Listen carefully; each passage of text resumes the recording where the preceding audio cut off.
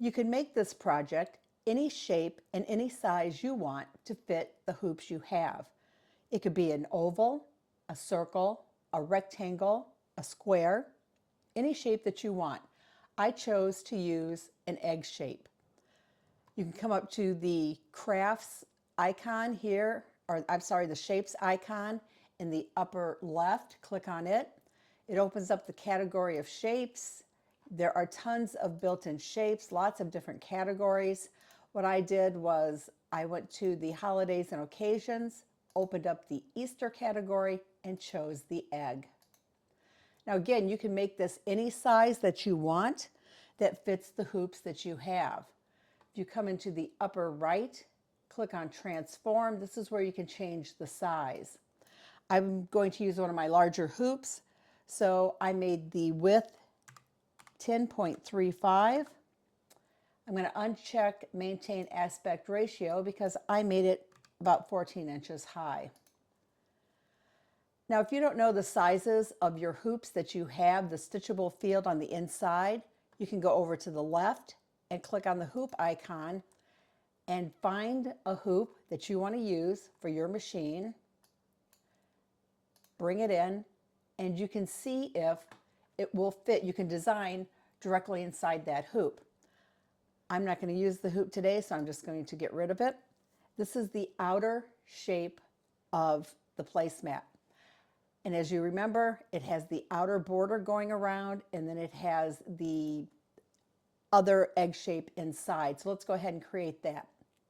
If I click on the egg shape, I'm going to come out to the top and do a copy, paste, and now it's put another egg directly on top of the first one. This one needs to be smaller, so I'm going to go into the upper right to the transform and change the size. What I did for this one, I made it 7.75 inches wide and 10 3/4 inches high. Now all these numbers that I'm going to give you throughout this whole process of creating this design are just numbers that I picked for the sizes I wanted things to be. And you can make things any size that you want it to be. So I got the size in, I'm going to hit apply, and here's the inner egg shape. Now that I have my basic shape of my placemat, let's work on creating our quilting. Remember, there's quilting here on the inside on this background and quilting around this border on the outside. Let's start with the inner background first. So if you own other dime software, you could probably access the motif fills. And in the Hoop Designer, you can't, but you can create your own fills. So to create a fill, I'm going to go back up into the shapes category. And again, there are tons of shapes in here. You can use anything. I went to the Flora category and chose the clover. Click OK. Now it brings it in. Let's check and see what size it is.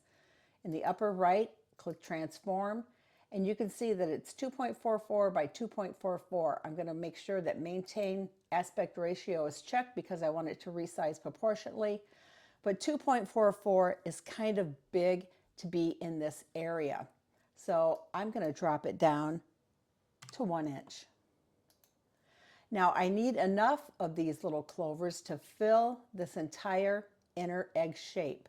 So I'm going to go to the Repeat tool along the top menu bar. It opens up the Repeat window. So for the number across, I put 11, and the number down, I put 11. And why did I pick those numbers? Let me go ahead and hit apply. You can see here the final size is 11 by 11. I know that's going to cover that inside background area. So I'm just going to go ahead and hit OK, and it brings them on the screen. Now at this point, you can move this around and you can have your motif hit any way that you want inside of that inner oval or egg shape. I'm just going to go ahead and right click at the ruler at the top and center it again. If you want, you could even rotate it. Let's try rotating it. You can see that it still covers that inner egg. I'm looking only at the inner egg, and I kind of like that. So I'm going to leave it like that. Now to get this motif inside of that inner egg only, we need to select that inner egg, and it needs to be brought to the front. So you can see down in the sequence window here, I select the inner egg, right click on it, come down to order, and I'm going to bring it to the front. Whenever you do this, the shape that you are trying to fill has to be in front of what you're filling it with. Okay, now to fill this, we're going to go ahead and select both of them. We're going to take our motif, that's our little clovers, and our shape. We have both of them selected, and I'm going to hit the crop tool up here along the upper menu. It's the last icon. Now it's going to take it a little bit of time, but you can see that it cropped it perfectly right inside of that background. Remember though, this is still artwork. If we open up and expand this quilting here, if I click on something, look at all these little tiny pieces that are in here. And again, it's just artwork. So if I click on it in the sequence window, I select everything. I'm going to right click, convert to, and I'm going to convert it to a run. It opens up the run properties window, and it is set at standard. Standard means it's going to go around one time. If you wanted it to go around twice, you could hit 2-ply. You could do a bean if you want. I like just a single run, but on the stitch length, my personal preference is 2.5. You can leave it at 3. I personally like 2.5. Hit apply. Let's look at this closely. Look at those jump stitches. You see those dotted lines? Those are all jump stitches. At this point, what it's doing is it's just going to stitch each individual clover, then jump to the next one. So how do we get rid of that? Let's select it, make sure that it's selected, and we're going to come up to the top menu again, click on the little icon that looks like a paper clip. It's called Combine. And now this may take a little bit of time because what it's doing is it's taking that motif and it's trying to find the path where it's only going to stitch it one time and not, go over it a bunch of different times. Let's go ahead now, since these are stitches, let's do the slow redraw and see how it's going to stitch out. And as you can see, it starts and it goes around until it fills up the entire area. All right, so we've created the quilting for the background. So let's create quilting to go into this outer area.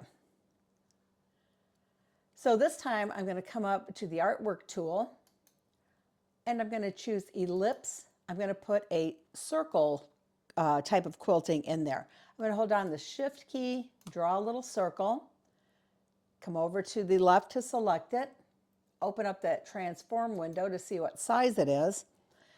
And since this is a small area here, between the background and the outer border is probably about 1.25 inches. So having this be 1 inch is a bit too much. So I'm going to take it and drop the size down to 0.75 and hit apply. We're going to do the exact same thing again by using the repeat tool in the top menu. And this time I'm going to put in 15 across and 20 down. And again, when you hit apply and it shows it in the preview window, you can see what your final size is right here to make sure that it is big enough to cover the area that you are trying to cover. Go ahead and click OK. I'm going to right click on the ruler just to get that centered over the egg. Now remember, I said whatever area you're trying to fill, the artwork has to come before the fill. So I need both these eggs. That's the background, the bigger egg shape. This is that inner egg shape. I'm going to select both of them, right click, come down to order, and bring it to the front. Now these two pieces are separate right now, so I need to combine them before we move on. Again, the combine icon looks like the paper clip here on the top menu bar. Now it's combined those two together. I need to take that fill that I just created, the circle fill, and those two egg shapes, select both of them, and hit crop. And again, when it's doing these steps, let the computer work, let the program work. And you can see now that we have the quilting, circle quilting on the outer border, and the clover is on the inner border. Now this outer border quilting, if we open up the preview, it's all artwork. Each one of those circles is a separate piece. So select them all together, and we are going to right click, because right now it's just artwork. Let's go down to convert to and convert it to a run.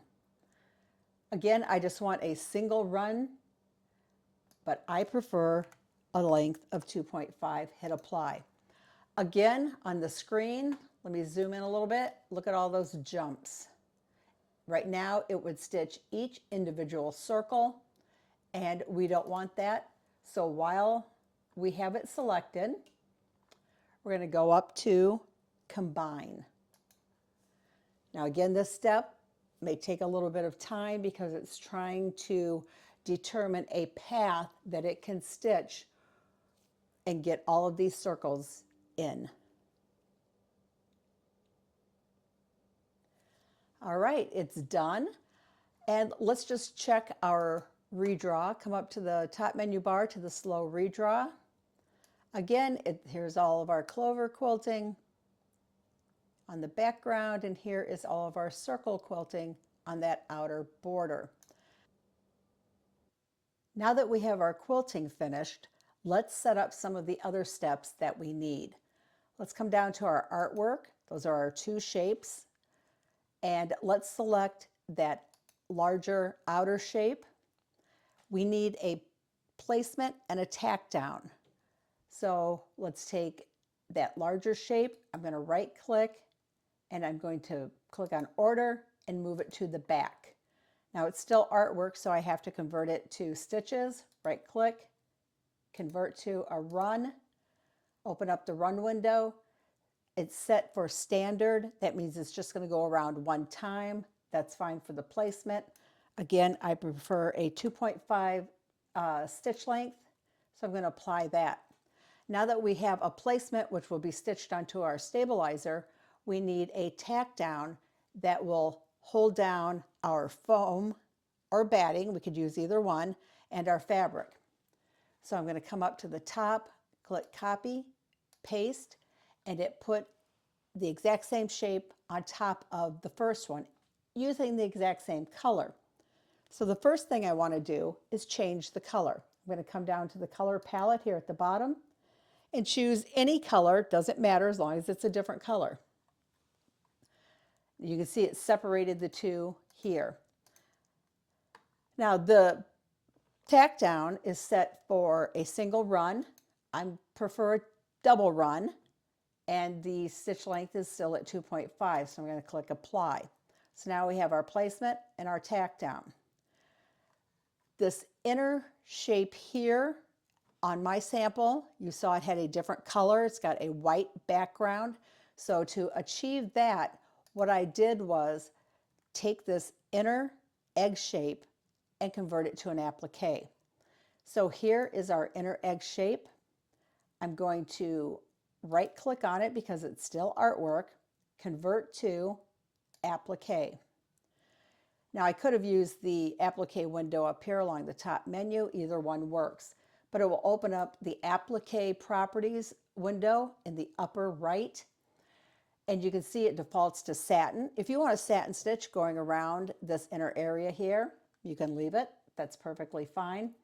If you do, I prefer this to be a 4.0 millimeter width.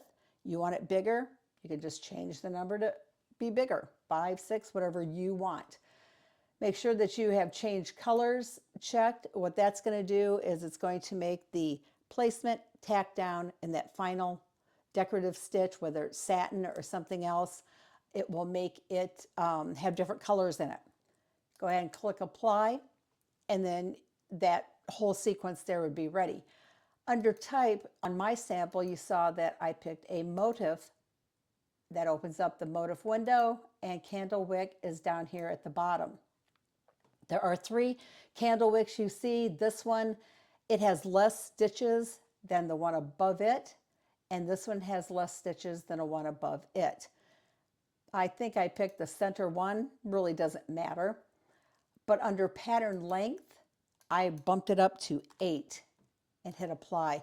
What that means is it's the size of each individual candle wick dot. You just want to make sure that they are big enough that they're going to cover this edge, because this is going to be a cut edge when it's all done.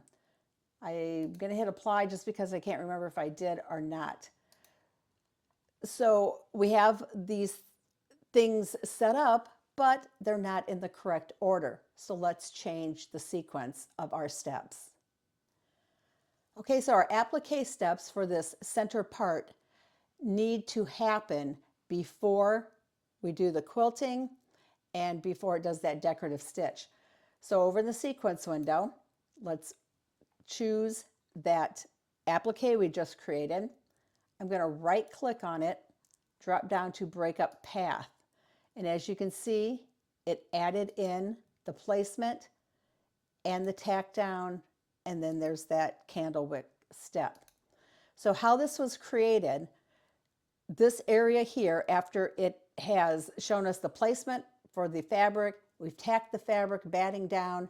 Now we need to get this fabric here in the center down. So this is our placement. You can see it set at standard. Again, 2.5 is my preference, so I'm going to change that and hit apply. Now this needs to stitch before the quilting in that center part stitches. So I'm just going to select it and drag it up. So this step actually is going to serve 2 purposes. One, it's going to show me where this background fabric needs to be placed, but also after it stitches that placement, I'm going to be trimming out this fabric that we placed down first so that only batting is left here in the center area. So then the next thing to do would be to place our background fabric that we're using for that center area and tack it down. And that's the step right here. I'm going to take it and drag it up underneath that placement. Here's the placement for the center fabric. Here's the tack down. You can see that it says 2-ply, means goes around twice. Again, 2.5 is my preference. I'm going to hit apply. Then it will do that inner stitching. Then it will do the inner quilting. Then it will do the outer quilting. Then it comes back and it does our decorative stitch that covers that edge. The next thing to do is just to add in our designs and our text that we want. Okay, let's add some text and a design to our project. To add text, come up to the upper toolbar, click on the T, and then click in the design space. You can see it opens up the text properties window. You have a choice of fonts built into in the Hoop Designer software. I chose Mel Script, and I'm going to type in hello.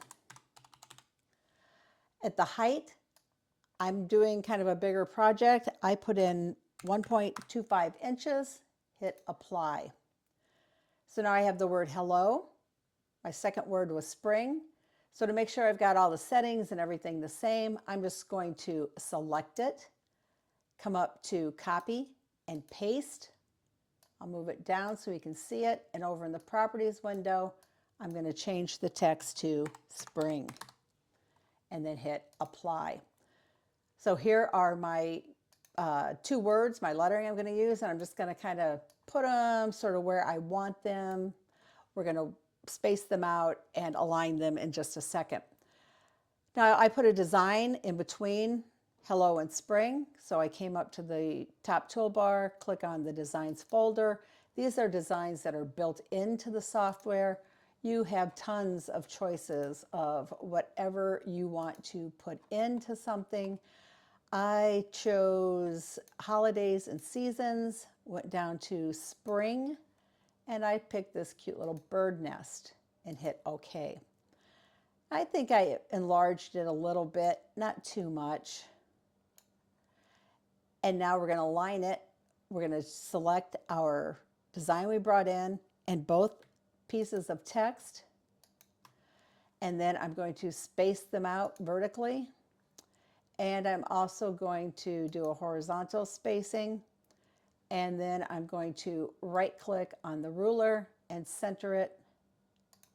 And then that's how I got that into the design. One last thing that we need to be able to stitch our design together. So basically, we're going to take the first step and we are going to copy and paste it. You can see it's right here. I need it to stitch last, so I'm going to right click, come down to order and to the front. Now you can see it's set for a standard. I like it to be a bean stitch. And for a bean stitch, I usually set it at 3 and hit apply. Now, right now, it's the exact same size as our placement and our tack down.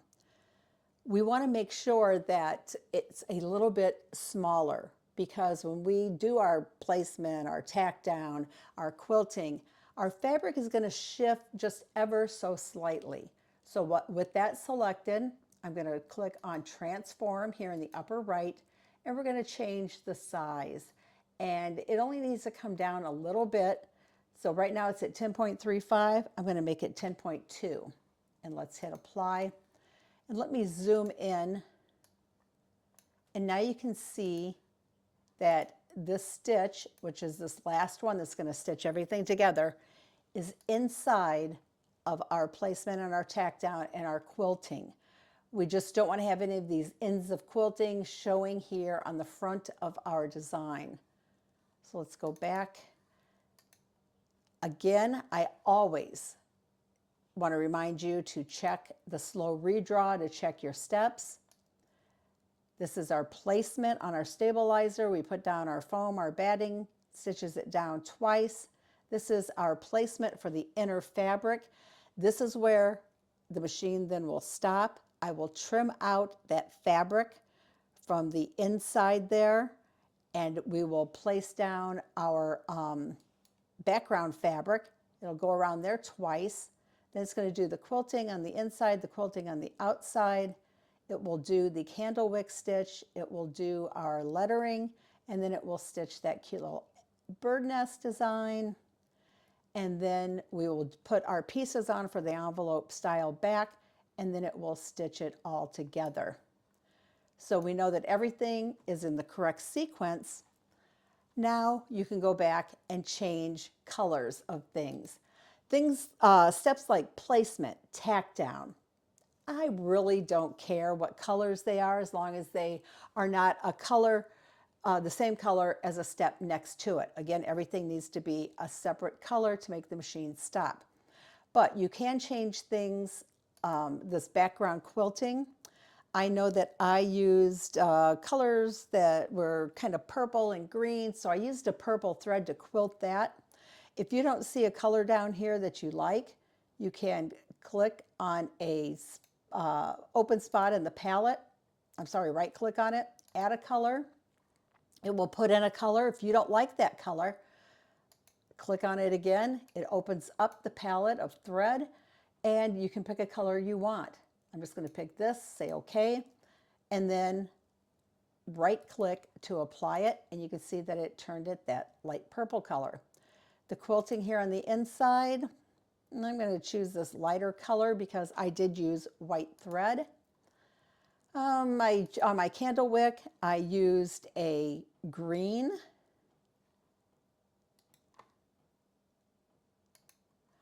On my lettering, I'll select both of those because I made them the same color. I can choose a color for that. I did mine in green. Then we have our birds. I didn't change anything in there, but if you want to, you certainly can. But to change it, you notice if you click on it, it selects the whole design. Over in the sequence window, you can, it says group next to it, just right click, ungroup it. Then you can choose any part of it, maybe the birds, maybe you want them to be bluebirds, you know, change it to the color you want it to be. It doesn't really matter. But our design now is ready to be stitched out. I suggest that you go up to File and do a Save As and make sure you're saving your design as a C2S. This is the native format of the software, so you will be able then to come back and edit this. So C2S, name it what you want to name it, and then click Save. After you've done that, come back, go to File, Save As. This time, choose your machine format that you need from all of these formats. Name it what you want to name it, and click Save, and then you're ready to go to your machine and stitch it out.